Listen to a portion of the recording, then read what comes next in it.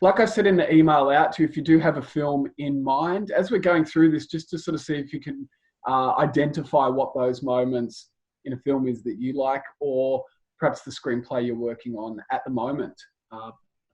But to jump into it, as I said in this webinar, we're looking at story architecture, in particular, the importance of Act 1, which is really said about, in the email I sent about grabbing the reader, because the screenplay is a document that someone has to read and say yes to. So it's a selling document, and really got to be looking at how we grab the reader at the start. And it's all about how you're setting up your story and those elements. So we'll be focusing on, obviously, Act 1. So that's the beginning of the story. And I said, I've come up with a system called story architecture, which across, and it's covered in the screenplay method course, but there's the 45 elements of the screenplay. You're going to have a look at the 15 elements of Act 1. But what I really want to stress at the start is this is not a formula. I'm not a fan at all of these formulas that go around that say on page 4 you have to do this, and page 9. Page 30, it has to be your first transition, yeah, all that stuff. Yeah. Sid Field.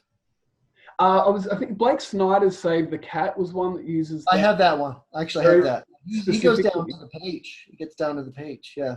Yeah, and it's just this idea that these events have to happen at this exact moment.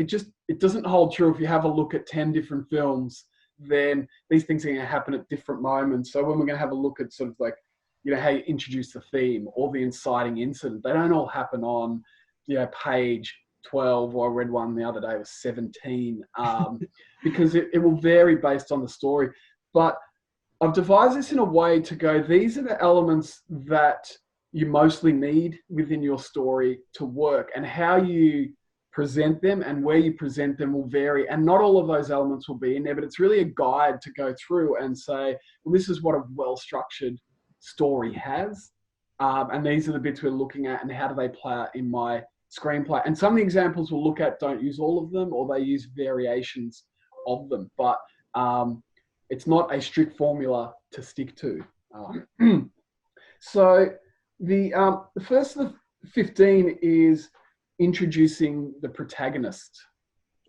So this is, the protagonist is your main character, which we looked at characters in the other webinar last week. And in particular, what we're looking at is when you introduce your character, it's how we first see them and the current state that they're in, which will become very important for the climax of the story. So now we'll get different sort of types of this. And again, this doesn't have to be your opening scene, because some stories we don't see our protagonist in the opening scene. For example, in Star Wars, we're talking about last week. But some examples, if we're looking at Aliens.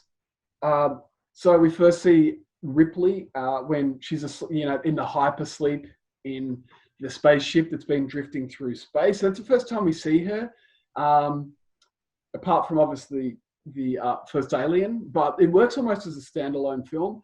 But her real introduction is the second scene when she's in hospital and Bert comes in and is talking to her, and we learn that she's been in hypersleep for 57 years.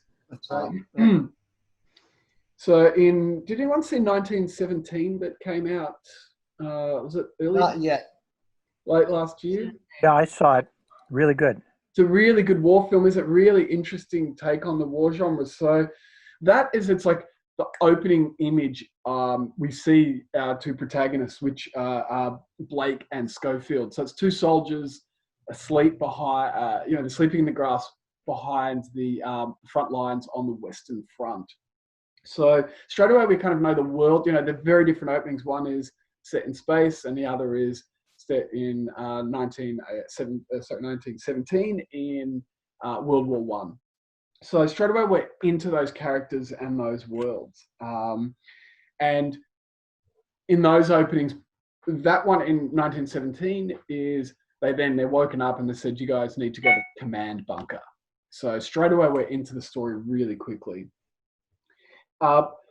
Obviously, if you've got, when you're writing your screenplay, I always kind of think of what's a really interesting way to introduce the character. What's a situation that they're in that might be surprising for what they are. And we even talked this a little bit last week about when you're introducing all of your different characters. So you don't necessarily have to see them as exactly how they are or what they're going to be in the story, but we'll get a sense of them or set up a mystery element.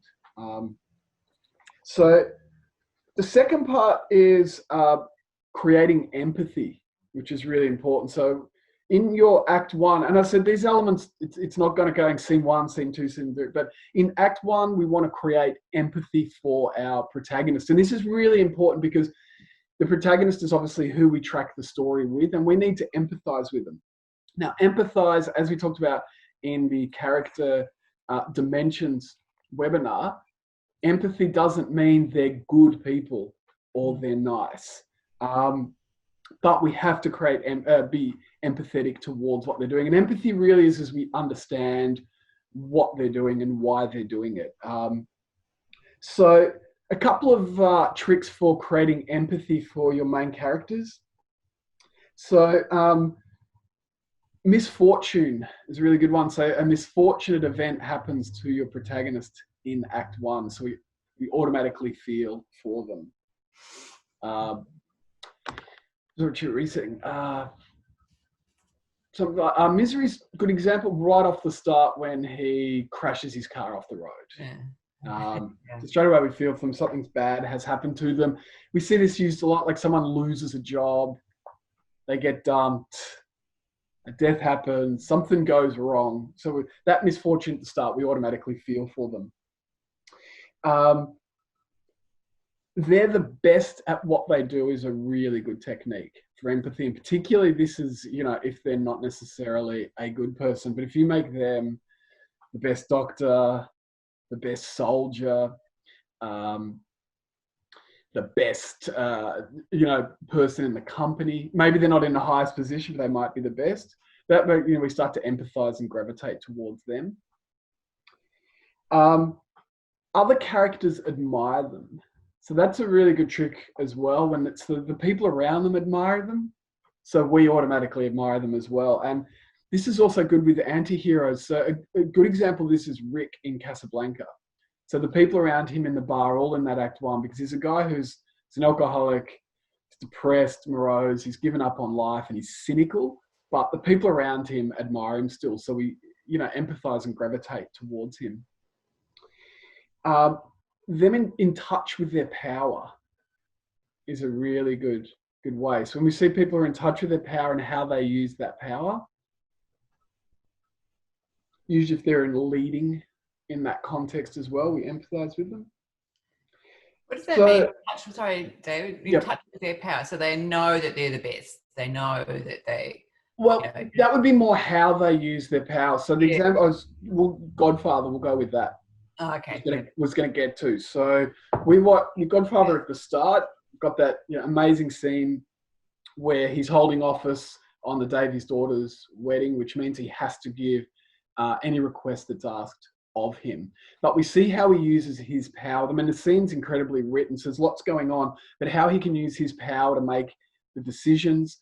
But he's also not rash in what he's doing. So one of the requests that's asked of him, he's like, that's not reasonable based on what's happening, when the guy wants a hit put out on for the guys who beat up his daughter. But also those around him, we see how powerful he is because they all respect him. And there's great stuff like when Brando stands up, everyone else stands up. So we just see that he's powerful and how he uses his power, because he has the choice to give these people what they want or need. Yeah. So in the example with Alien, so the empathy is created. Obviously, we have the first film, but I must admit, I actually saw Aliens before I saw Alien. So I was starting from that fresh. But how we build empathy for her at the start is that she's having these horrendous nightmares. So there's a great scene when she's in the hospital and she finds out she's been adrift for 57 years. I mean, that's a really big chunk of your life to lose. And then she's having these horrible nightmares that she wakes up for, and we know how tormented she is by this. In the director's cut, has anyone seen the director's cut, which has got... I've got the extended one, yeah. Yeah, which is one of the best director's cuts out there. But there's also that scene... Too. Sorry? she lost a daughter as well, which is not in the original cut. Yes. Absolutely. There's a beautiful scene when Bert comes and she's like, where's my daughter? And her daughter's obviously dead because she's been gone for 57 years. And her line in that scene is like, I promised I'd be back for her birthday. So we really feel for her. And that's also sets up to do with the theme of the film when we get onto that moment. So she's also the smartest in the room. So then there's the scene when she's meeting with all the suits from the corporation. And she's like, we've been here for 3 hours. I don't know how many different ways I can explain this. And they're just worried kind of about the money bit. So she's smarter than them and is more passionate as a person. So that's why we gravitate towards her. And then a little bit later on, when she finds out that at LV-426, the planet when the aliens were first found in the first film, when she finds out that there's a colony on there, she's really worried about them. She's more worried than anyone else. She's like, we'll go and find out if they're okay. So all those things we gravitate towards her.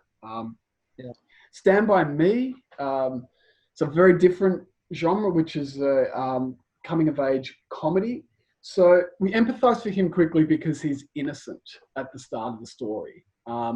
In fact, in the opening scene, we see him as an adult and he's sitting in his old truck looking at the newspaper, and a friend of his has died. So he's obviously mourning. Then we jump in, we see him as innocence, which is obviously important in a coming-of-age story.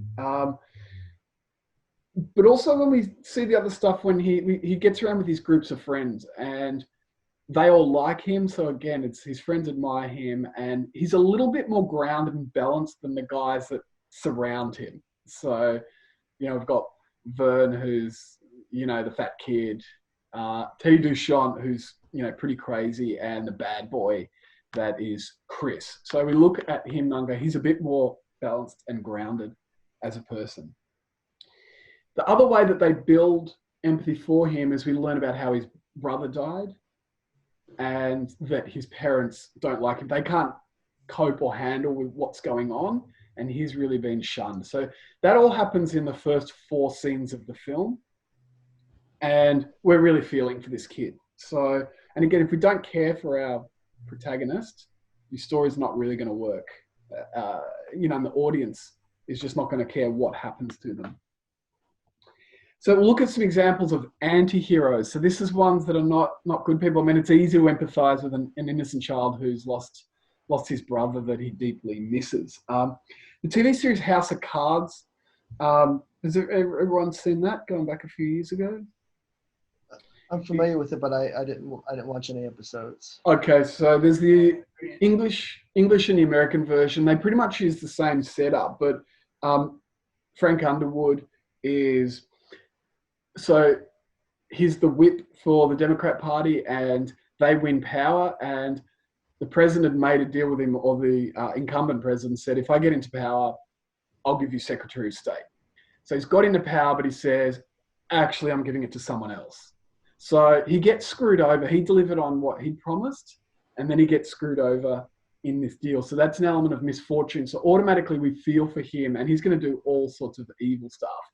But at that moment, we kind of feel for him because we go, at least he had the integrity to keep his end of the bargain. Also, he's smarter than everyone else. So it's really well written where the guy playing the president, he's nowhere near as savvy and smart as him, and all the people around them, he really knows how to play and understand each situation. So that's why we kind of care for him more than the others.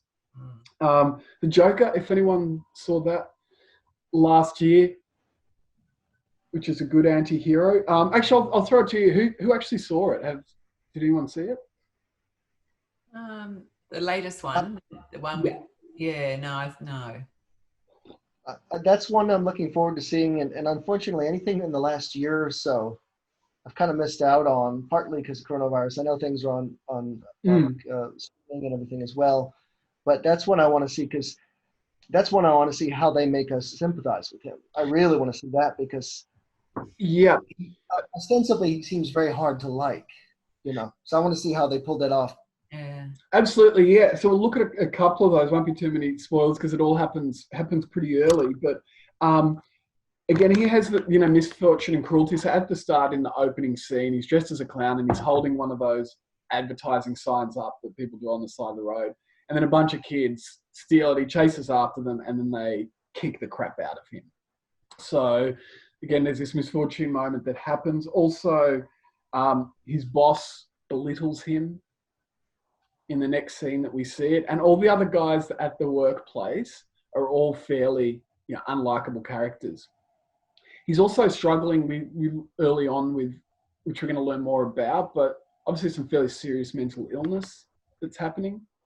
And he still lives at home with his mum, who's this very manipulative and controlling and conniving woman. So we just see that this is a guy in a world that he's surrounded by all these elements that are really kind of pushing down on his life. So some pretty simple techniques, but that's that effective bit where we kind of go, well, we're rooting for him more than the others. And there's some stuff later on around one of the characters, which I won't spoil in this, and some choices he makes around one of the other clowns that we see a different side to him. So that's working at the same clown shop.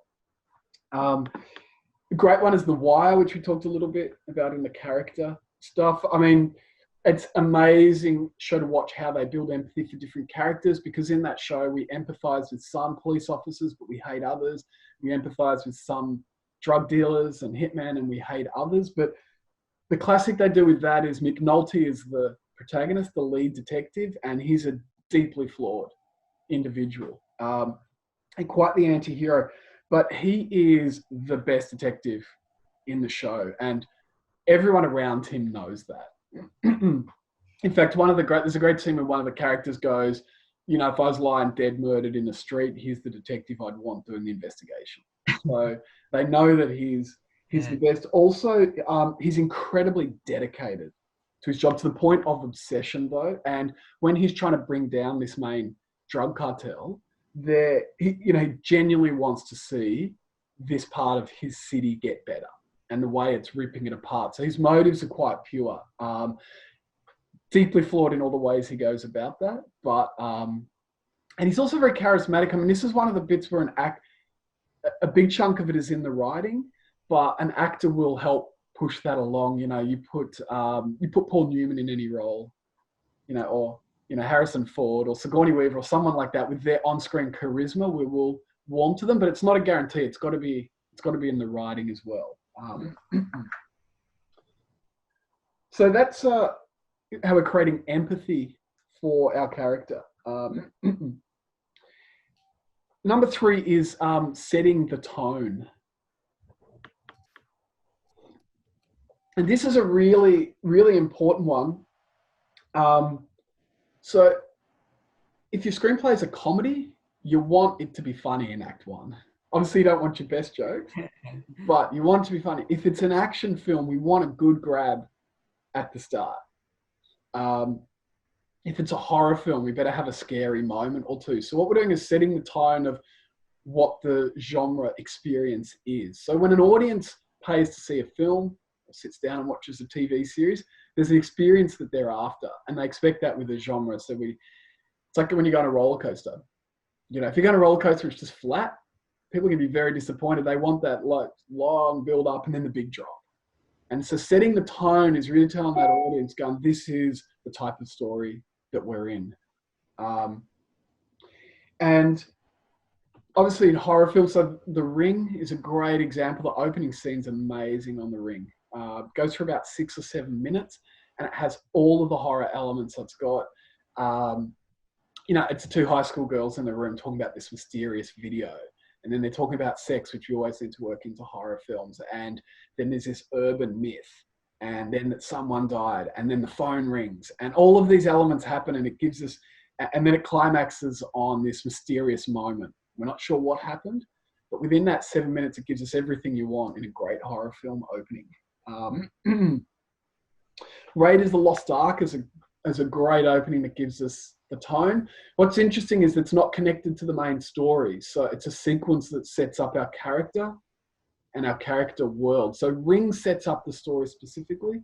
Raiders of the Lost Ark it's the introduction of the protagonist, and it gives us the tone because we have all this it's an action adventure film. So we have all of the risk going on and the spiders and looking for a treasure. It's a little bit of comedy in the scene, climaxing with, for everything he goes through, he's scared of snakes. And it also, when we get into one of the next parts, it introduces his rival in the story. But it's very clear from the opening of Indiana Jones what sort of film we're in for.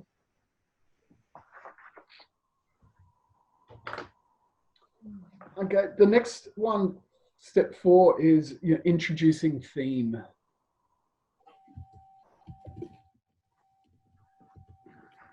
Now, theme is a little bit of a slippery area because it can be defined in a few different ways, and stories will have multiple themes, or you can have a different interpretation of what's going on.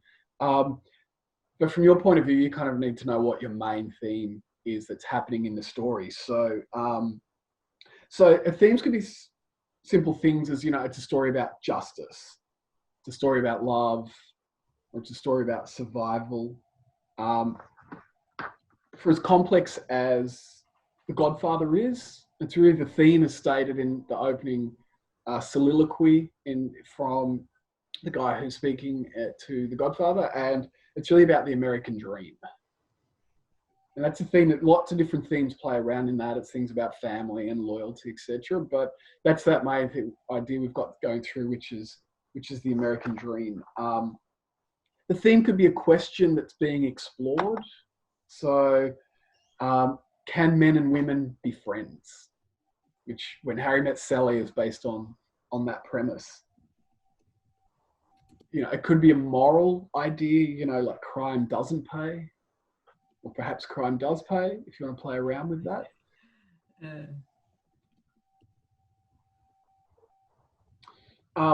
And it's interesting, so something like Raiders of the Lost Ark could be going essentially broadly. I think the theme of that is it's tyranny versus freedom. Because early on, they say when the CIA agents are like, we want you to go get the Ark, and then they're talking about whoever controls the Ark controls the world. So which of those groups is going to control the world? But from a character point of view, you could argue it's about a man finding his faith. So if we look at what the character arc is, because Indiana Jones, it's the last scene of Act 1, when he gets given the task to go and find the Ark, and then he says, and Brody's sort of, you should be careful. And he says, I'm going on an adventure of my life. You're talking about all this mumbo jumbo. So he's a guy that doesn't believe in his spiritual realm. Everything is an artifact and practical to him. And then that sets up the beautiful climax, which is when he respects and understands that, when he says to Marion, don't look at the Ark. We're not Don't look at it, Marion. Yeah. Sorry?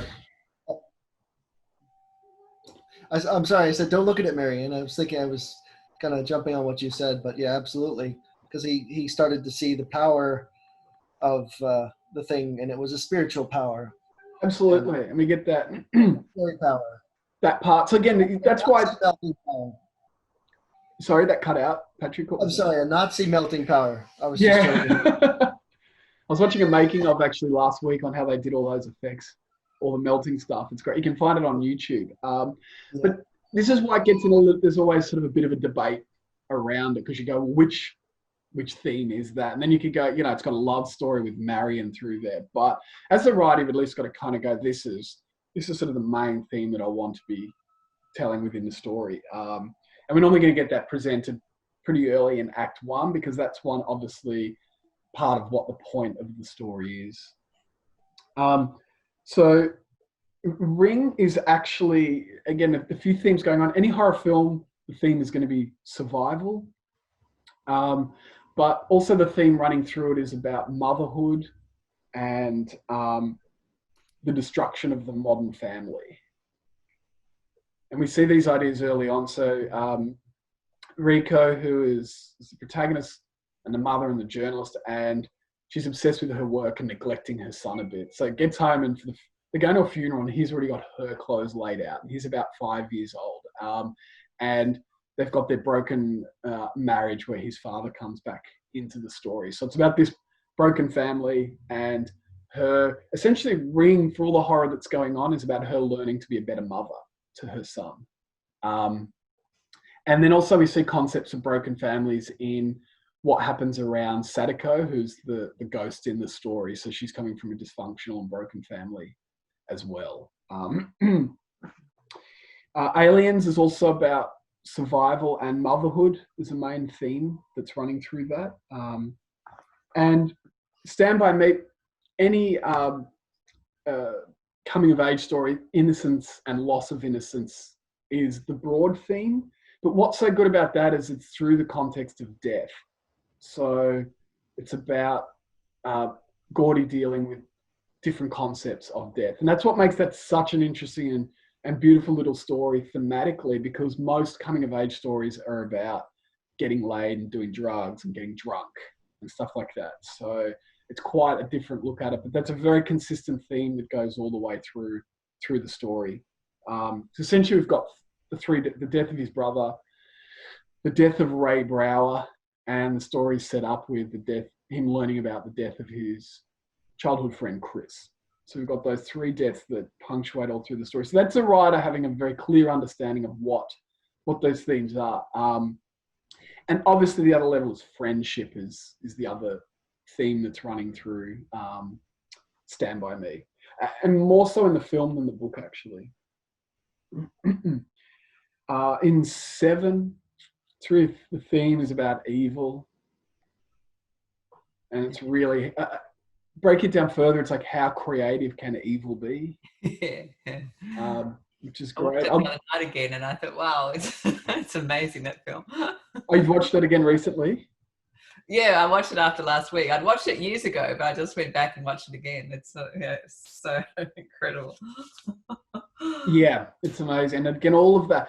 And again, all these theme then comes up through all of, if we talk about setting the tone, that opening sequence with the titles at the start and all of the imagery in the books and everything that's coming up, it's all very religious and medieval and ancient and evil and torture. So that gives us kind of, not only, a theme, but it sets the world that we're in as well. 1917 it's really about duty and survival is the theme of that story. And that's actually represented between the two characters. So Blake's very much about duty. I think we can win the war, and I'm willing to sacrifice that. And Schofield, his partner, is really about, I'll do what I have to do to survive because I want to get back to my wife. So we're playing around with those ideas. And that's really good writing because we're seeing contrasting point of views.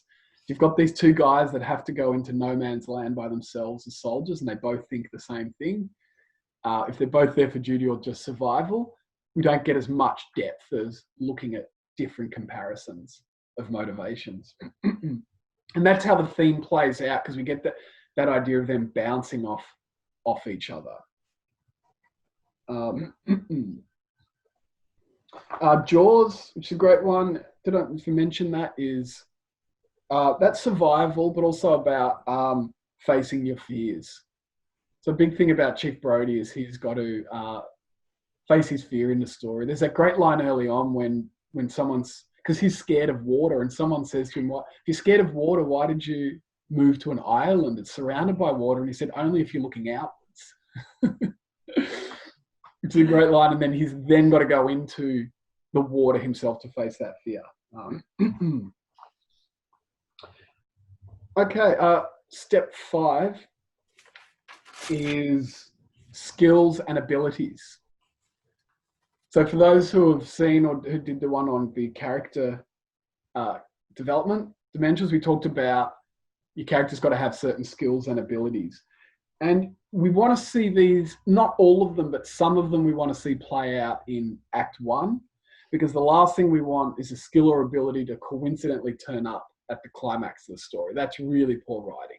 So if they're going to use something at the end that's going to be getting through, we want to see that set up at the start. So obviously we talked about Raiders Lost Ark. So we get to see all his physical skills, his abilities, he's got his whip, all that kind of daring do stuff that he's involved in. But we also see in that, what's really interesting is that he's researched and he can make a decision on a whim. He can really quickly adapt, but he also is someone who can take a moment to step back and consider a situation.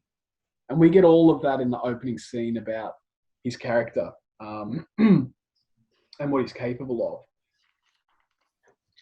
of. And a little bit with, it comes in a little bit later with Alien, but there's a line where it talks about that she's working in the cargo dock now, which is going to pop up. And that really sets up another bit, which I'll get to in a moment. But we go, that's a skill that she's got that is very important in the story.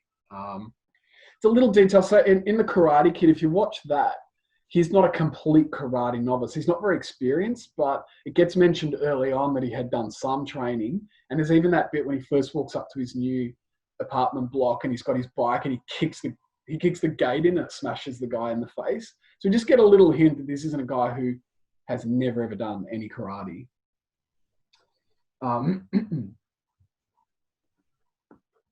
Okay. So a lot of this is focused on what our protagonist is doing. The other thing in Act 1, we want to introduce the antagonist. Now, as we know from the character webinar, introducing the antagonist doesn't mean they're physically seen in the story. So the examples we used of Seven, we don't see John Doe until the end of Act 2, and Colonel Kurtz in Apocalypse Now, we don't see him till the end, but they're planted in the story and we know about what they're doing and their effect that they're having on the protagonist. Same with your introduction of your protagonist. We want to see what they're doing. What world are they in? So with Raiders of the Lost Ark, it's in that opening sequence that Belloc, which is the rival, it's his nemesis archaeologist. And so Indy goes through all of this stuff to get the gold statue.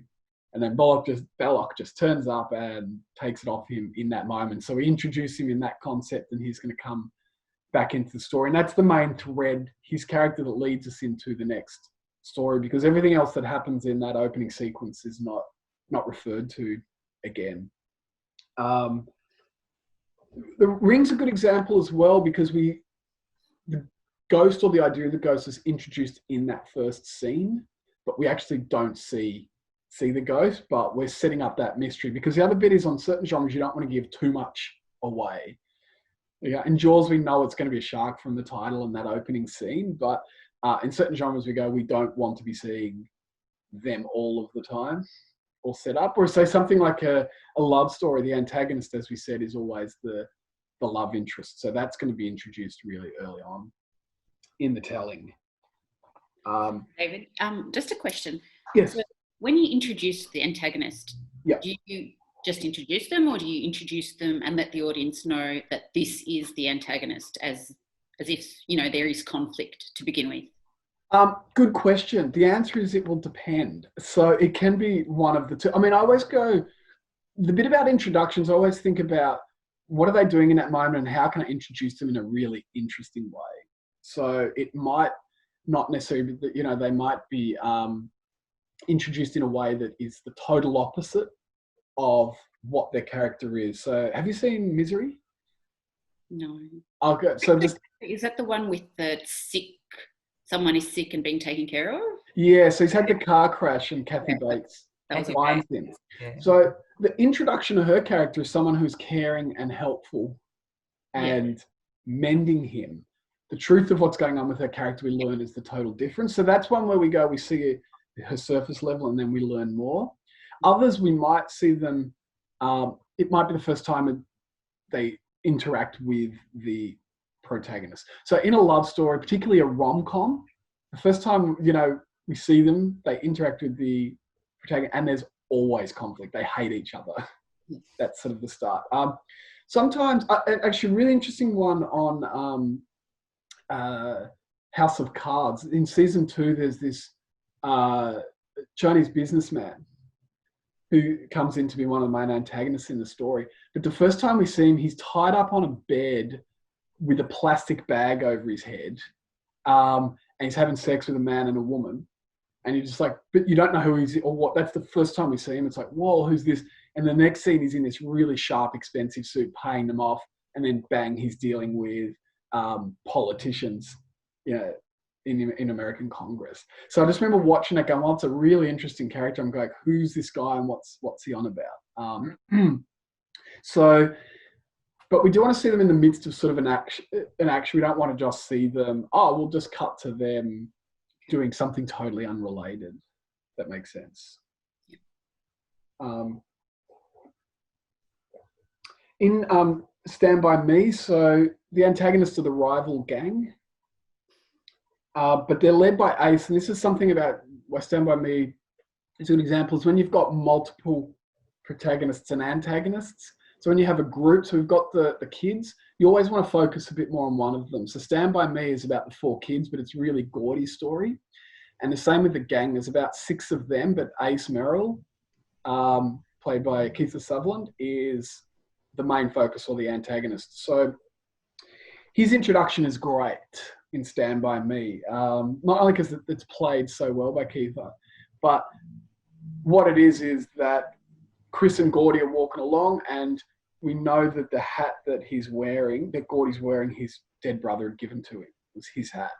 And so they bump into the gang, and Chris mouths off at Kiefer. So Kiefer throws him to the ground, and he's going to put a cigarette in his eye until Chris apologizes. Then he apologizes, gets up, and they take, the hat's been taken off, and he walks off with his hat. So it's a great introduction to the antagonist. We kind of go how serious he is, how mean a guy he is, but also how again, we empathize more for Gordy because he's had now this hat taken off him that his brother gave him. So it's a fun intro into his character, who's then going to set that up for later on.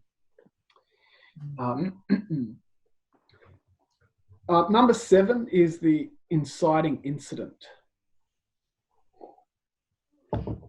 Now, this is the bit on the structure is the myth. Don't ever listen to anyone who says it's got to happen on this page. It's just not true. But it has to happen in Act 1 somewhere. It can even be the Act 1 climax. There's some debate. There's a few stories where it happens later. They've almost got a very long setup for a different story that's playing out. But for that element, for the most, I said it's like 99%, it'll have to happen somewhere in that Act 1. And I can give examples where it happens everywhere from 6 minutes in. So Jaws, it's the 6-minute mark. Exit test, what do you think is the inciting incident for Jaws? Actually, sorry, I should explain, because I realize I've written it up in a blog, but you might not have seen it. So the inciting incident is the event that throws the character's world out of balance and forces them to set a goal. So we've been setting up our story, and then something happens that becomes the main drive of the story. And I'll just give you some examples of what types they are, and then we'll have a look at Jaws. So it could be a call to adventure, an offer, an attack, a life-changing moment, could be the end of something, an arrival, a departure, or the discovery of a crime.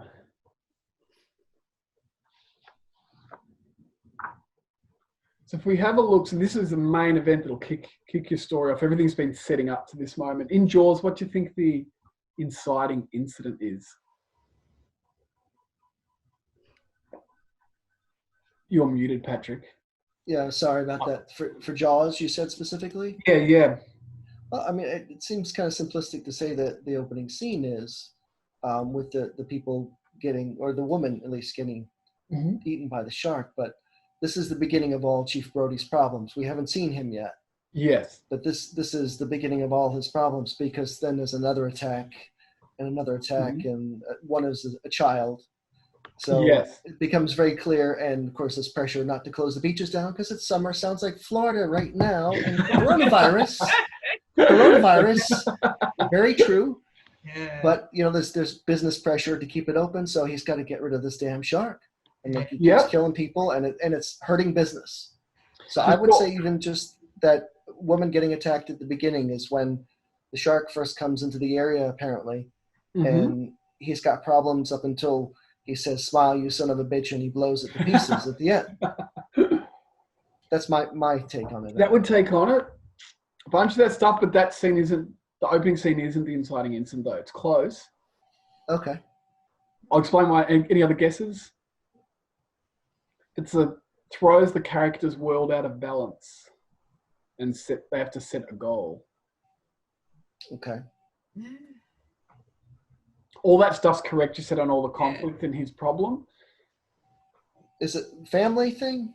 Was it a family conflict with his Oh wife? no, that's just setting up some dynamic. It's when Chief Brody finds the body of the girl on the beach. So the important thing to remember with an inciting incident is the protagonist has to become aware of it or experience the moment. So you're correct. Her being eaten is the setup. Okay. But it's when Brody is standing over the body, and then because now his world's been thrown out of balance, and he doesn't know that this has happened until it happens. So it's a really important thing. I always think the inciting incident, the protagonist has to experience it. Okay. So it's set up, and then from that moment, the character is setting a goal. And this is what is really important in Act 1, is we call it the dramatic question. Does it matter? And this is a technicality, and I see why you're saying that that wasn't the girl being eaten, but being found, that gets the action going. Does it matter that he actually didn't find her? It was one of his deputies who did. Remember the guy with the whistle? Yeah. And he came, but then he kind of hands the problem off to him, essentially, because he's in charge. He's the chief of police. Yeah, and that distinction is important. What it is, essentially, is he's now aware of it, and it's become his problem. It's in his lap now, yeah. Yeah, the discovery on the beach. Yeah, so that's... because it could be the same in detective stories, if there's a murder at the start, and then the wife comes home to find her husband dead, and then calls the detectives, and then the detectives are in on the scene. But it's the other part I said from this is what the dramatic question of the story, and the audience is going to sit through a story because they want this question answered. And this is what's set up in Act 1. So in Jaws, it's as simple as, will he kill the shark and save the townsfolk? From that moment, that's what his goal of the story is going to become. And then all of those things happen, which we'll get into a moment, where he's up against the townsfolk and the business interests and the politics of it. But the most complex stories will have a very simple question that's going to be answered. So in Stand By Me, so the inciting incident of that is, again, it's a really early arriving one. I think it's about 7 minutes in. And it's when Vern bursts into the cubby house and says, "Oh my God, I was under my house digging for my penny jar, and I overheard my brother, and they know where the body of Ray Brower is. And this is the missing boy." He says, "We know where the body is." So this is the one where it's the sort of call to adventure or the offer. And then in that moment, they come up with the plan to go and find the body. And their motivation is to be famous. If they find the body, they'll be famous. And deep down, what that really means is that they'll be loved, because essentially none of the kids are loved.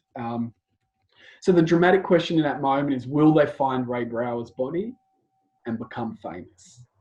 It's interesting, and there's a line that's a very memorable line that really sets it off, which is, "You guys want to go see a dead body?" Absolutely. And that is I'm writing this as I'm thinking of the film as you're saying that, and it's that's really encapsulated it of what our adventure is going to be. And then they, like you said, come up with a plan, and they face all kinds of obstacles along the way, trains, what you name it. Yeah, gangs, absolutely. But yeah. It's great. And it is a good line, because there's so much, because they're just kind of teasing him. They won't let him finish the story. And then he just says, "You want to see a dead body?" And then it's the fact that I remember it, because it's kind of one of those things like, we're going to need a bigger boat. Yeah. From Jaws. You remember these lines because they're very well written. They're simple but effective. So, I think. And then so we've got, if we look at our example, Aliens is an interesting one because I was reading something online when someone was talking about the inciting incident and they were totally wrong.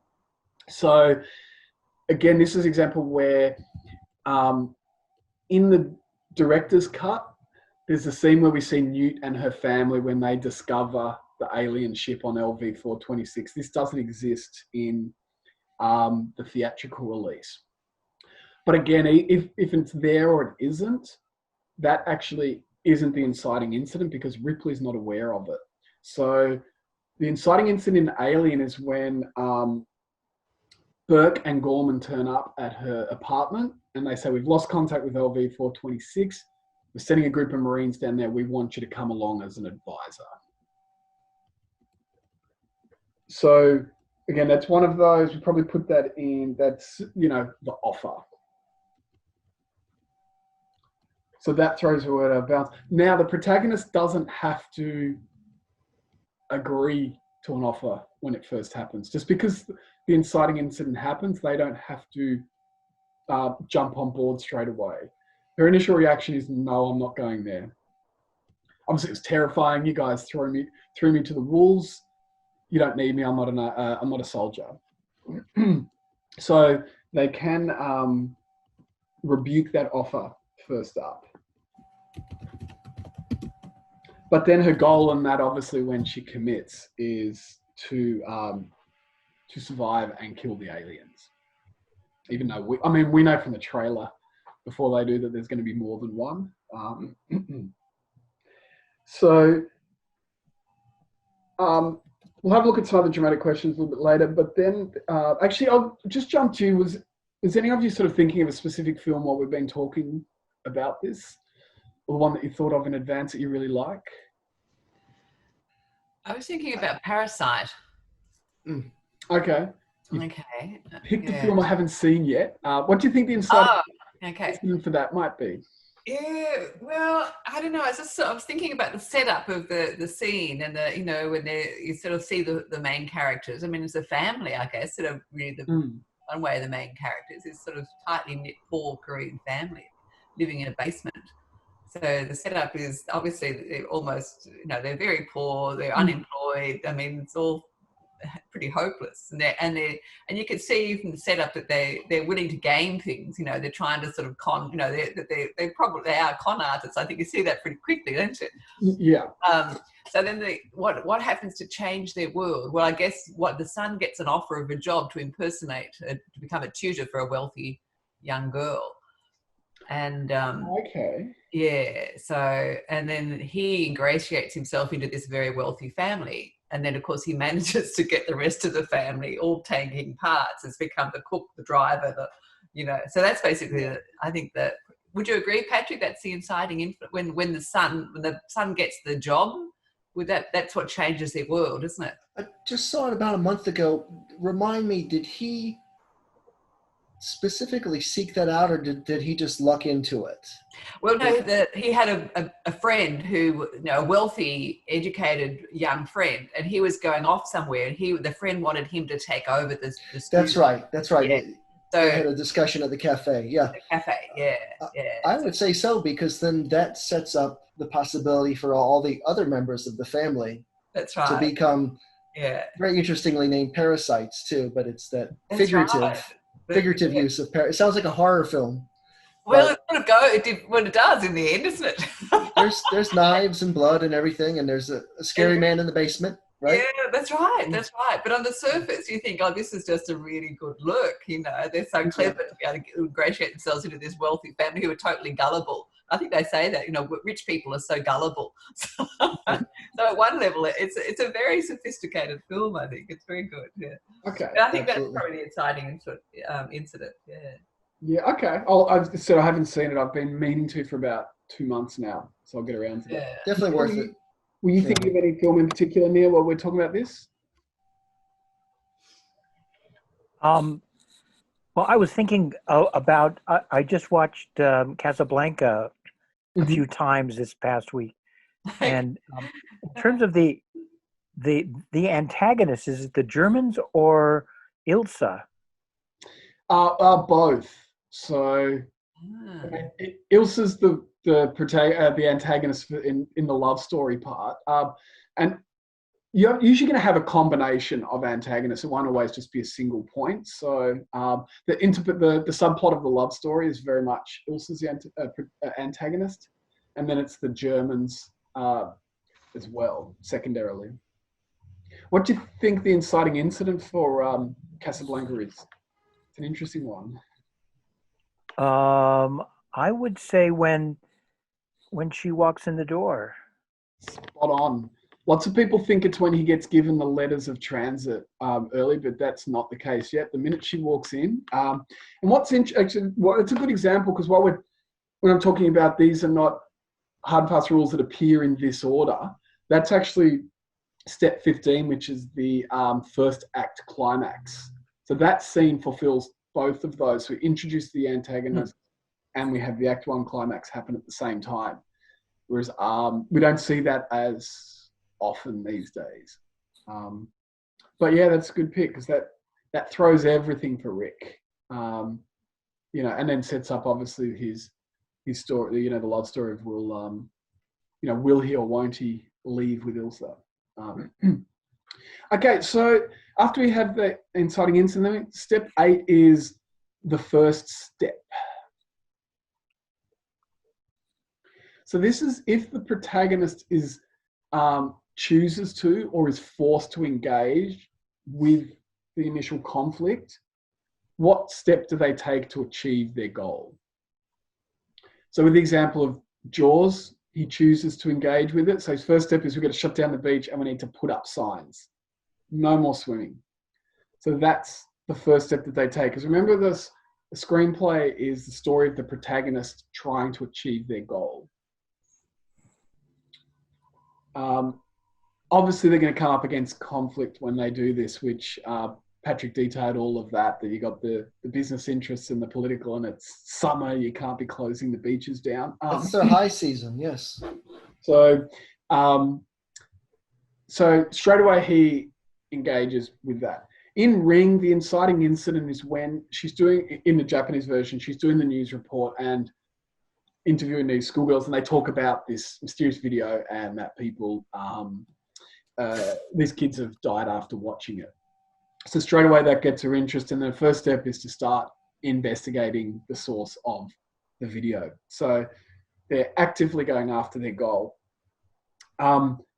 In Stand By Me, really quickly, they come up with their plan, and then they all go to their houses, and he gets his backpack, and they make their excuses to their parents. So the first step is we'll get what we need, and we're going to head off. They're pretty quickly into it.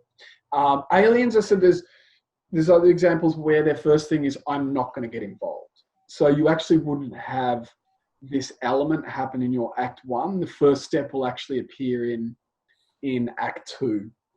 So that's where Ripley's like, nope, I'm not going. We see this all the time with the reluctant retired sheriff. So if you think of Clint Eastwood, he's working on his farm and a posse comes to town and they beat up someone, and then the townsfolk go to him and say, you used to be a sheriff, can you help us out? And he's like, no, I retired, I just want to work on my farm. But we know the posse's going to come back, and we know that he's going to get involved. Or 7 uses the same function, actually. So the inciting incident is when they find the first body, the gluttony one, and Morgan Freeman's like, this can't be my last case. So he wants out initially. So his first step is to go to the police captain and say, I've got 7 days left. This is my last case. So eventually, then he gets forced into it. Can I ask just briefly, what do you think of that device, especially in police films, crime films, because we've seen it in like Falling Down. We've seen it, just a couple days left on the force after, putting in years, they're retiring, and they get dragged back in by something serious. I mean, what do you think of that? Because it's almost a cliche, isn't it? It is. It's a bit like the hitman doing one last job. Yeah, it is. And look, I think the thing is, It is a cliche, and like any cliche, it's like how you handle it. If you do or don't use it, I think Seven uses it so well because it's so specific to what his character's going through. Right. So he's someone who's lost faith in society and the world, but he says in a way that the reason he says it can't be his last job, because he said it's just going to go on, and he's so weighed down by these cases he hasn't been able to solve, or that he's lost that faith or hope. So it seems like something he would do. And then, because that film really becomes about him finding a little bit of hope, even though it's quite a dark ending. So like anything, when you've got a cliche, it's like how you play it in a different way, or if you have to. You can twist it somehow. Yeah. Yeah, but I mean, Aliens works really well because she's got a great reason to not want to go back in the Cauldron. But hers, she has the nightmare the next night, and then she says, "Okay, I'm in." It's probably the quickest turnaround from I'm not going to pursue this goal to I'm going to pursue it. And essentially, she's had the nightmare, and you think she has to face this, otherwise she'll never get over it. Right. So the which actually would cover what we just talked about, which would be step 9, which would be avoidance. So step 8 is the first step. Step 9 is avoidance. So your protagonist is going to do one of two things. Even recently I was watching, which we talked a bit about in the last webinar, Groundhog Day. And his initial thing is when the inciting incident, he wakes up and it's the same day. He's playing at the end of the radio's playing the same show that he thinks. And his initial bit is he's in denial for what's going on. So it's like, this can't be happening. Something weird's going on. So that would be your character, and as a writer, you've got that choice. Are they going to avoid it or are they going to engage straight away? Okay, step 10 is introduce supporting characters. Now, you don't have to introduce all of your supporting characters in Act 1, but often we see some of them popping up in there. And it'll be usually how they interact with the protagonist. So, here's an example of Raiders of the Lost Ark is Marcus Brody is one of the supporting characters. So that's his friend at the university. So he pops up after the first sequence when he comes in when Indy's teaching his class at university. And he's really we only see him in a couple of scenes. He's really there just to set up what the inciting incident is, which is Indy is given the offer of the Ark. The Germans are looking for it and they've come in to ask him questions about it. So, but Brody then actually pops up. He's a major character in The Last Crusade in the third one. They actually inject him heavily into the story. And the reason we're putting in our supporting characters is your protagonist needs people to help them along the way or hinder them. And it also gives us contrast. And this is how, when we talked about character dimensions, different people they're going to interact with, they're going to have a different approach to that interaction. So that's where we see their dimensions. So his interaction with Brody is very different to the other characters. The other one, supporting character introduced in Act 1 of Raiders, but we don't see her, is Marion Ravenwood. So, which turns out to be the love interest. So we don't see her till scene 2 of Act 2 in that amazing drinking scene. There's a good example if we talk about how you introduce. Yeah, she's a supporting character, but she's an antagonist in the love story. But Lillian, that's a good example of how you're introducing a character in action with her in the drinking game in Raiders of the Lost Ark. Such a great character introduction. And also, which we'll jump to in a moment, it sets up some other events. So when we get into setup, we'll come back to that. But so we hear about her in those couple of scenes, and we get a little bit of the something went really poorly between her and Indy in that moment. Step 11 is subplot scenes. Now, your story might not have subplots. Subplots can pick up in Act 2. Again, this isn't a hard and fast rule. You don't have to introduce a subplot in Act 1. But the idea with this story architecture is just stimulating your thinking, going, what are my subplots? Do I need a subplot? Where do I want it to appear? So interestingly, what the examples we've been talking about don't have a lot of subplots, but Stand By Me has the subplot of his brother's death. So we hear a little bit about it in Act 1, and then the more the story goes on, we hear and learn more about the context and nature of his brother's death and what that means to Gordy and how that's affecting him. But we learn about that in Act 1. So I think so. With the other examples, Ring doesn't really have a subplot. There's sort of the former lovers getting back together, the mother and father, to go and find what's going on with this mysterious video to save their son. Actually, Misery, there's a good example we're talking about. So the subplot in that, so the main plot is Paul trying to survive and escape. And then the subplot is with the sheriff who's trying to track him down. So that's set up. And we get that in Act 1 as well. So the agent calls the sheriff and says, you know, Paul's gone missing, can you check it out? And he becomes the support character and that subplot function. Okay, step 12 is the first setback. So this is if your character has committed to the goal or started trying to achieve their goal. What's the first setback they have? So you know as writers, you want conflict in your story. Character's got a goal, they need to come up against conflict.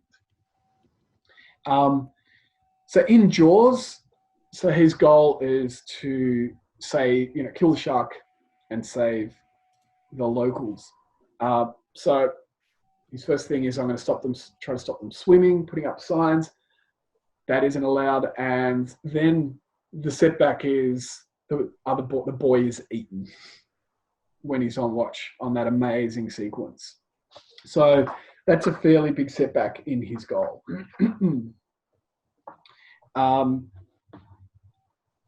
Which then sets up what the climax of that act is as well. In Misery, it's him first time when he tries to escape from the room and he discovers that the door is locked.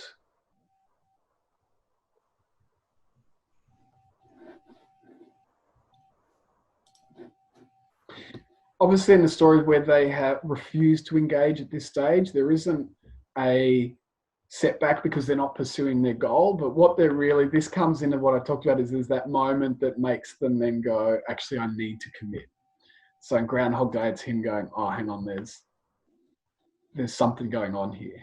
In Aliens, it's like she has the nightmare. The example I used with,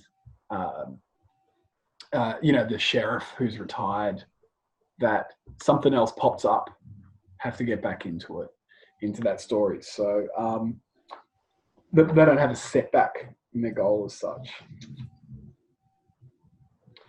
Okay, just a couple more steps. We've got step 13. And this is one I really like, which is called setting up the climax.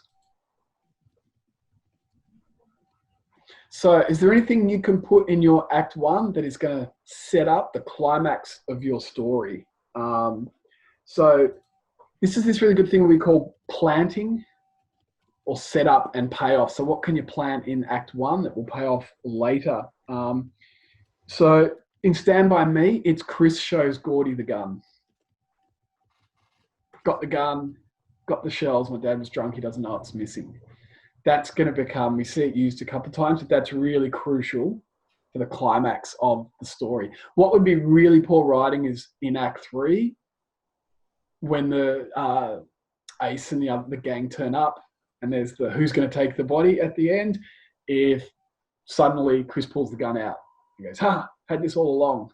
Really poor writing. We want to set that up and pay it off. One of my favorite examples of this is Silence of the Lambs. So when we see the introduction to the antagonist, so a lot of these things in one scene, you might get two two of these story architecture elements. So we introduced the antagonist, and what's he doing when we first see him? Do you remember? Killer. Cooking? No, earlier than that, he's watching the girl with the night vision goggles that the next girl he's going to abduct. And he helps. She's the one that he helps put the furniture in the van. He pretends to be injured, so he plays on her sympathy, right? That's the one you're talking. Okay. Yeah, that scene. But the very first time we see him initially is he's watching her with the night vision goggles. Mm-hmm. And then that's the setup. And then in Act 3, when Clarice is down in the basement and it gets plunged into darkness, and boom, he puts the night vision goggles and she can't see anything and he can see her. That's an amazing moment. And just, again, a great piece of writing because we set that up and then it's forgotten about and then it comes in later. Those moments are always very satisfying when you're like, yeah, I love them. That's why we saw that 2 hours ago. Yeah, I like those moments. And there's a saying in plays too, like if there's a gun featured early on or a gun on the wall. I think one of Chekhov's plays, there's a hunting rifle on the wall. So you never have that. You never put a gun on display in a play unless you're going to use it at some point. So it's sort of like that equivalent. Yeah. Yeah, absolutely. Yeah, that's a good example of that. So, so you want to think if there's any of those bits. Now, having said that, you're going to get set up and pay off all the way through your screenplay. That's going to and this is just when we're getting a bit more into the plotting of it, because it doesn't necessarily have to be the climax. It might be just a certain element or moments that needed. And a couple of examples would be the Karate Kid. So when Daniel's out in the surf practicing his karate and he looks over and Mr. Miyagi's doing the crane kick.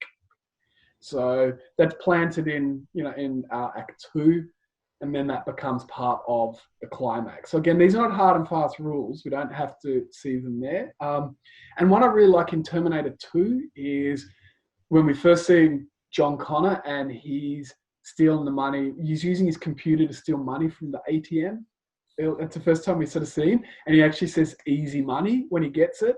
And then he uses his computer to hack into to open the door when they're at Skynet. And once the door opens, he goes easy money. So again, just a setup and payoff. That's not to do with the climax, but that's that bit where we go, these elements, we set it up and then pay it off later in the story. Okay.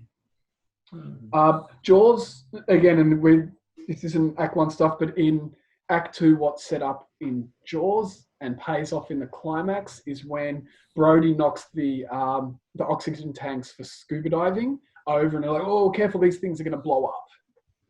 And then, so he knows now they're exploding. And then when he shoves it in Jaws' mouth at the end, and shoots it. I love it. And the audiences love this when it happens. It's good, skillful plotting. And we'll go, that's what that is. And when a key thing, something that is really crucial we haven't heard or seen pops up in the climax, it's a total opposite. Audiences hate it. But actually, the last one I do on no surprises at the end. Sorry? No surprises. Well, in that, sort of think, oh, that's not realistic. You sort of think, yeah. Yeah, I think a really good way looking at it is the climax is expected yet surprising. Yeah. So we know that, in Jaws, he's going to defeat the shark. It's just how it plays out is a surprising bit. It's just, if there's a skill or an element or something they use to solve their problem, it just can't be a coincidence that pops up. And the other great one, which when we're talking about aliens, and so they do the setup for the climax in the start of Act 2, and that's when we see Ripley getting on the loader, and how good she's at using it. So we see her skills, ability. She's on the sort of robotic loader that is what she fights the alien at the end. It's such a great climax and so perfectly set up. Yep. Okay, so just 2 more steps. So step 14 is, what's the protagonist's backstory?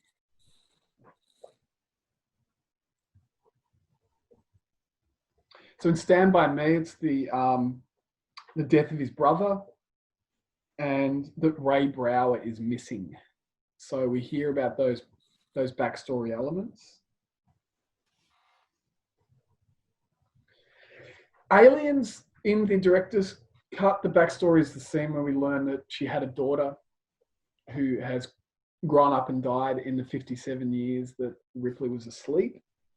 And also, if you hadn't seen the first film, if you're watching Aliens, when she's in the meeting with the suits from the corporation, there's a really quick rehash of what happens in the first Alien. So we get the backstory there of, we picked up on its beak and we sat down, it came on and it wiped the crew out. So just a really quick overview of that. Somewhere like in Act 1, the Jaws, we're not getting any, there's no real sort of backstory that pops up in Act 1. Things pop up a little bit later when they're on the boat between the three men. There's some great backstory stuff going on. So again, that's something that can pop up later in the story, but you just want to kind of think about, what's my backstory and do I need to see some of it in Act 1? And then the last step in Act 1 is your Act 1 climax. So this is a moment in the story, it's a point of no return. It's committing to the goal. It could be a major setback, could be a major development, could be a revelation, could be a transition to a new world. And also just want to know, is it a positive or negative event? So I'll go through some examples of those. So Stand By Me, the Act 1 climax is when they start the journey. So the four boys have all gone off, they've got their stuff, they've met up, and then they stand on the rail line and they go, how far? 30 odd miles or whatever it is. I think we can do it this time. And then bang, they go off on the journey. So they've committed and they're now off and after their goal. So there's a point of no return. It's not like they're going to walk for 1 mile and then go, actually, we don't want to do this. They've committed to it. In Raiders of Lost Ark, the Act 1 climax is when so Brody comes over to Indy's house and says, you've got permission from the CIA to go and find the Ark. So again, that idea, it's been planted and now he's committed to it, heads off on the journey. In Aliens, so that's when she calls up Burke and says, you go in there to kill it, not study it, not bring it back. And he's like, you have my word. Obviously he's lying. And then she's like, okay, I'm in. So she's now decided. Again, the next scene isn't going to be her going, actually, I don't want to. She's already had her reluctance. In Jaws, it's actually, some people think it's when the boy's actually eaten, which is obviously a major problem. But the Act 1 climax is the subsequent scene where the mother comes up to Chief Brody and slaps him across the face and says, my boy's dead because of you. So that's a moment when it's just like, he takes that responsibility on board and he's like, now I need to find a new plan. 1917 is really interesting for those who've seen it because it's two soldiers that are told that they have to cross no man's land. We suspect the Germans might have retreated because they're setting up a bigger ambush further down the front. And so that's their goal, is to find that out. And then they cross through no man's land and they get through there and the Germans actually have cleared out. So that's that moment. It's like, okay, we know that now. Now we've got to move on and find out how we get our way to this regiment because they're in danger of being ambushed. So it becomes that revelation. The other, Matrix is a really good, it's one of the most obvious examples. So we talk about it's a major choice and a transitional world, and it's pretty much, do you want the red pill or the blue pill? Mm-hmm. Make that choice, bang, such a defining moment.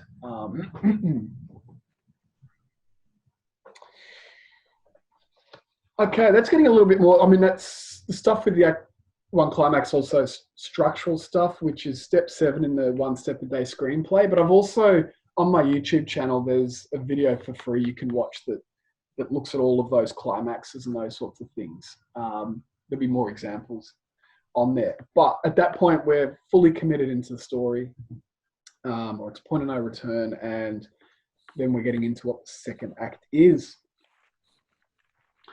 Okay, let's just take a 1 minute break And we'll come back. We'll go through some questions on any of that.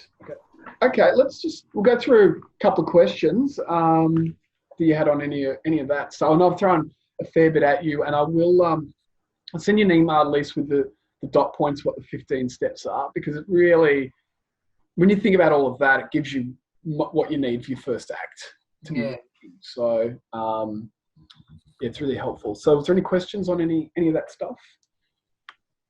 I have some, but I don't want to go first again. I don't want to jump in and take over. So, anyone else have questions? I have just a comment. I just found it really useful today, David, because I think I'm doing the story, the book first, but I can actually now see the sort of elements that I need, and it all sort of makes sense. I think yes, I'm sort of getting there, but I know now that these are sort of things to focus on. So it's actually, it's all of a sudden, I think the light's gone on. Yeah. I will tell you that since we had our last meeting and talked about characters, multidimensional characters, and I've noticed some of those things. I've been hyper aware of these things and things I've watched, and see how characters function, how supporting characters function to send the main characters off in a different direction. And, that's kind of why they exist in that story. I'm asking myself, why is this scene in? And then the next scene I realize that screwed up everything for our main character. That's why this scene is in here, because it seemed like superfluous at first. So, yeah. Well, I could tell you just real briefly. So it's funny. Knocked Up. Have you seen this Judd Apatow film? I haven't seen it, but I know the premise. Yeah. Okay. So, man and woman, she gets pregnant, so they decide they're going to try and make it work because they didn't really know each other. Now, her sister and brother-in-law are arguing about something, and then that draws them into an argument. And all of a sudden, it goes from I'm going to try and be a dad to this child to, maybe we should be apart.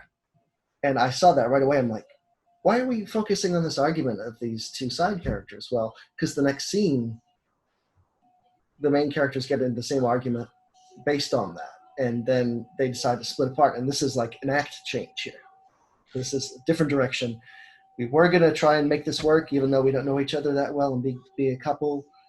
And now it's like, we should be completely separate. And don't worry about it. I'll take care of it. I'll take care of our child.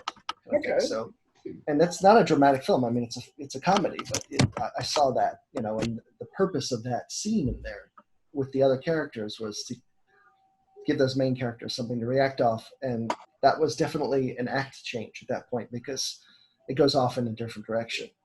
And the problem gets bigger, much bigger. So. Okay. Yeah. Yeah. I mean, it's interesting. I mean, this is the same for all of the genres. It's just, that's why the story elements, you need them. They're going to be presented in different ways. Right. A courtroom drama is going to have a different act to I mean, that's sort of a pretty broad comedy. I guess I actually haven't seen it, but something like The Hangover's the first act of that's really well structured. Also, Life of Brian, I love that as a comedy, and that's doing all of those things along the way. It's a different. You're just introducing them in different ways, or different themes, or different types of characters.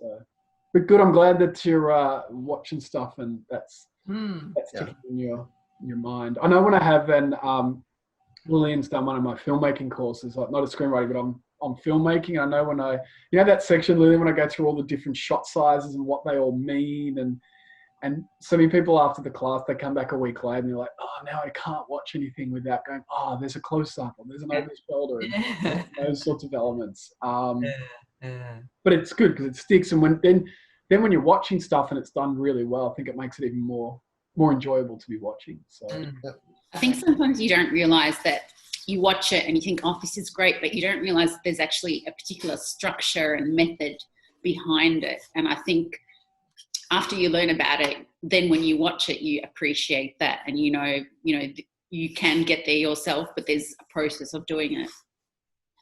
Yeah, absolutely. And the other thing is, it's like, I mean, any good art, when it's good, it looks effortless. But, for it to be effortless, a lot of work has gone on. And the thing is this is when you have this kind of stuff, and why I wanted to do this webinar is when you're reading it, and when that stuff's working and it's there, that's when the reader's like, oh, wow, and they're just going through it. And, because, and also, the interesting thing with the screenplay, you're writing the screenplay, it's a blueprint for making the film.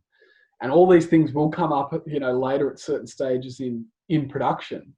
And so when what, theme's a really interesting one, because theme can be really wanky when it's talked about in a really academic way. And there's all of that stuff. And so many, I don't read a lot of academic stuff or listen to it, but even when I was at film school, there's stuff and you go, the directors and the writer are not really thinking about that. Well, that's not what it's really about. I was talking about someone who had written a thesis on the types of surfaces in Hitchcock's films. And it's, you know what I mean? Like, I go, that's cool for a piece of academia, but that's not really, he's probably not that aware of it. But things also pop up with sort of feature I'm doing now when, it's a ghost horror, so it's about survival. But really, the theme is about a family being torn apart. And once you have that, and all of the production meetings, so much stuff will filter in, and that's all in the script. And it'll go, well, that's how we talk about how I can shoot certain scenes, or where you position people in a scene, and all those sorts of things. So, you need to be sort of aware of a writer, and like we were saying, when you've got that setup, and then when it pays off, that's just pure writing.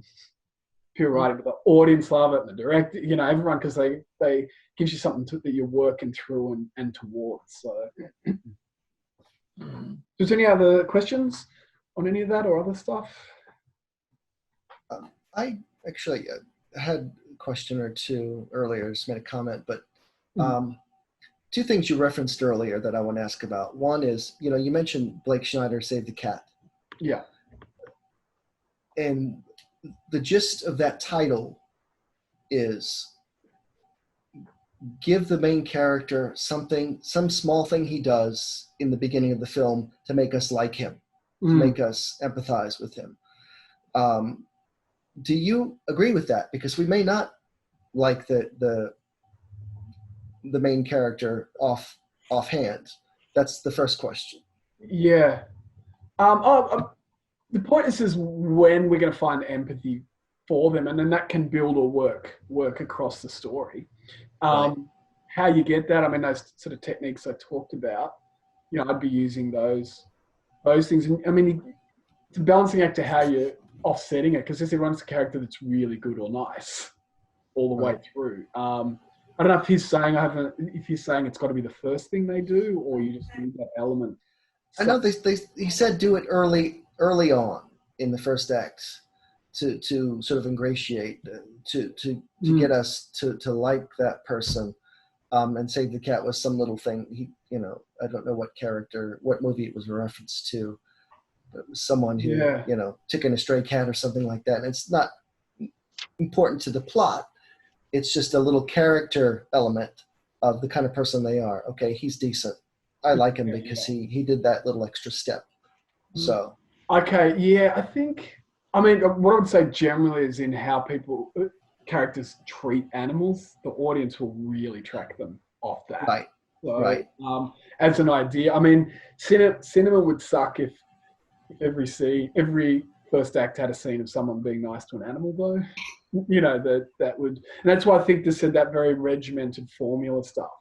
I'm not as interested, and that's why when I detail, I'm just going, these are the different ways you can build empathy, and none of them have to come from necessarily doing a good thing.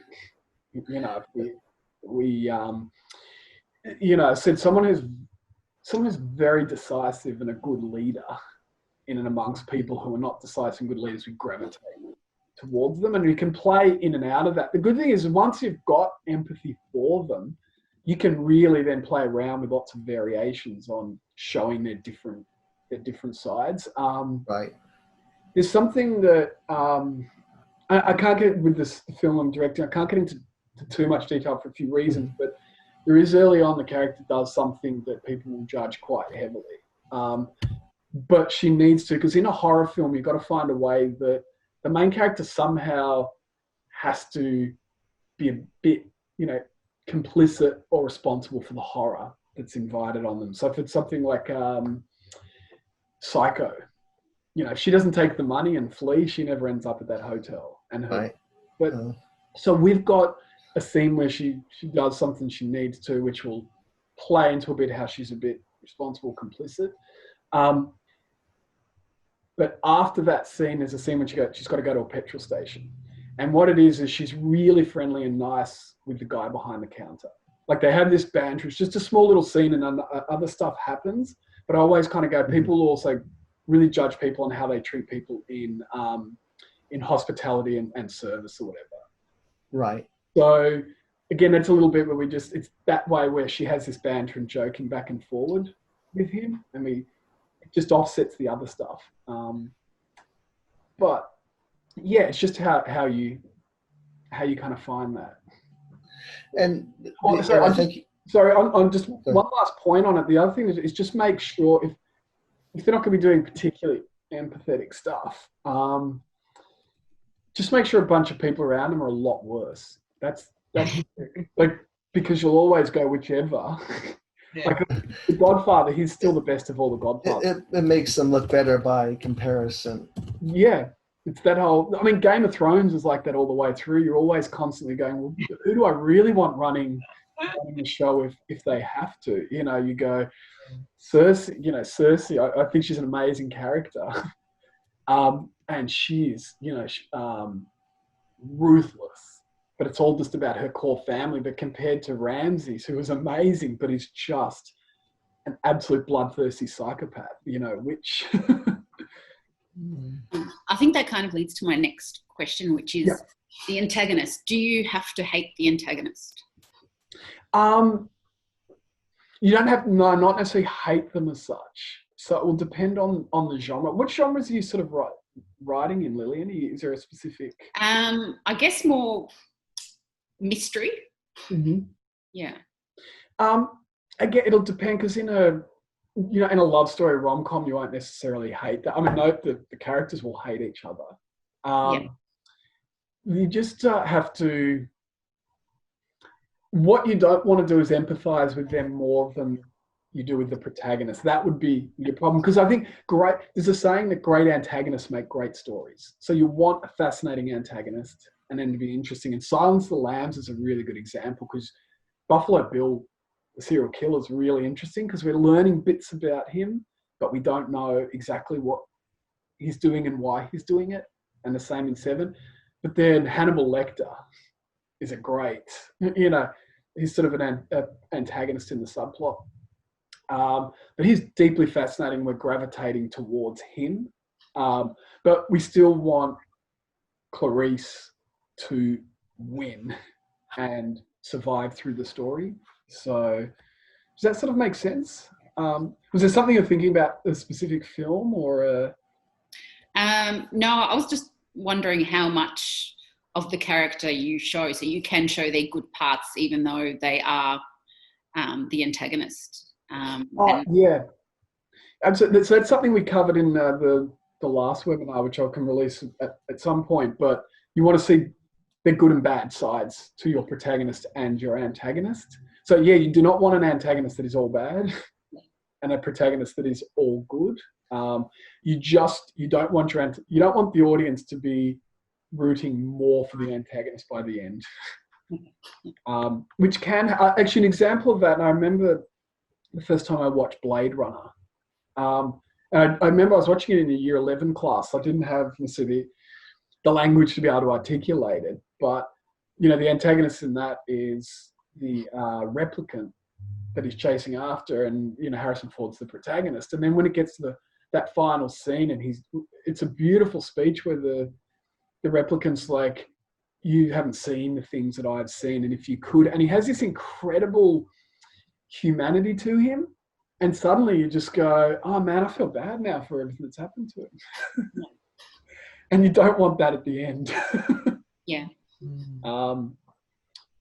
But yeah, so certainly good and bad, good complex characters. By the way, Lily, I'm sorry, I didn't realize you hadn't finished what you were asking earlier. Otherwise, I wouldn't have asked my question. I apologize for that. it seems like you had a follow-up question, and I didn't realize that before I asked mine. So. No, sorry. Did I interrupt you? No. Because you said you had another question, and I had asked something in between, and it seemed as if okay. Didn't even notice. And I have another one too, but I want to give someone else a chance I to. didn't even. Okay. Good. Thank you. Is there any other last? Yeah, Patrick, you got one. If anyone just before Patrick, Please. Neil. Well, I've been thinking about the protagonist in Raging Bull and how he's not a very likable character, and how do you get on his side? Problem with that, I've seen Raging Bull once about 25 years ago. So my memory on that film is really poor. There is also an element, actually, what I'll say on that is it's impossible to bulletproof your script for empathy. Someone out there watching it is not going to like or care about your main character. That's one of the so I think of maybe 2 or 3 films in history where everyone likes it. One would be To Kill a Mockingbird. You don't meet someone who's said, To Kill a Mockingbird, no, I didn't like that, or didn't like Atticus Finch. There's not too many people. It's interesting, Casablanca, someone I once heard made a really good observation that not everyone, it's not everybody's favorite film, but you never meet someone who doesn't like it. And that's really rare. So there's a bit, I just don't remember much of Raging Bull on what techniques they use, but there's an element with some of them you just go, I just don't like or care about this character. And so there's no way you could 100% have that. Because if some people would hate him because if they're perfectly nice, and some people would hate him if they're too flawed. So it's really just sort of being aware of what you're doing and trying to make that work for your script, and enough people will empathize with what they're doing. I'm trying to think of some other examples on something where I watch and you just start to go, well, I don't care about them anymore. And it can be very personal. Well, in terms of, if you're talking about the protagonist also being really not likable, if you look at, it goes back to Richard III, but Clockwork Orange has been mentioned as like being something like Richard III, where it's a first person narration, it's the main character is talking to you, and they're horrible. Yeah. We don't like the things that they do. Yeah, Clockwork Orange, that was one of the ones I was going to talk about. I had so many examples, and that's a great anti-hero. It's one of my favorite films as well. But again, what they do with that, he's the smartest one in the group. Mm-hmm. He's the leader. He's cultured. Even though he does bad stuff, the authorities are more corrupt and worse than him. Mm-hmm. And he loses his ability to have choice. And really, choice is what makes us as humans. So you have a look at all the people kind of around him, we gravitate. And also, Malcolm McDowell's incredibly charismatic in that role, which helps. But charisma won't do it alone. I think it's all of those factors we gravitate towards him. Could you imagine these other 3 droogs if they were running the show? They're dipshits. They're not smart, and they're not leadership material, even though he's a brutal leader to them. Yeah. And he's metes out punishment to them, Yeah, he's cultured, he's got a sense of humor, but he also can, when he leads them, he alters how he makes his decisions and approaches stuff. Yeah, it's a great film. He's a great anti-hero. I love his character. I'm a Stanley Kubrick nut, so I was bound to love that. But yeah, it is drawing someone in who we shouldn't like, but we're still fascinated by them somehow. And you get even the drill sergeant. That's why he's so great in Full Metal Jacket, because he's just watch that. Yeah, good at his job and so funny and just totally in command of what he's doing all the way through. Absolutely. And hilarious. Yeah, great character. Anyway, I need to wrap things up. Time flies when you're having fun. So thank you very much for that. I'll, like with the last one, anyone who joins in these, we send around a a voucher for $100 off anything, and I'll send a follow-up email just with the dot points of those 15 steps in the story architecture to go through. And if you've got any other questions, just shoot me through an email. Okay. All right. That'd be good. Yep. All right. Well, Good to see Thank you, David. Thank you. Thank you very much. That was very helpful. Thank you very much. Appreciate it. Yes. Okay. Bye, everybody. My pleasure. Great to see you all. Catch you later. Bye. Next time. Bye-bye. Bye.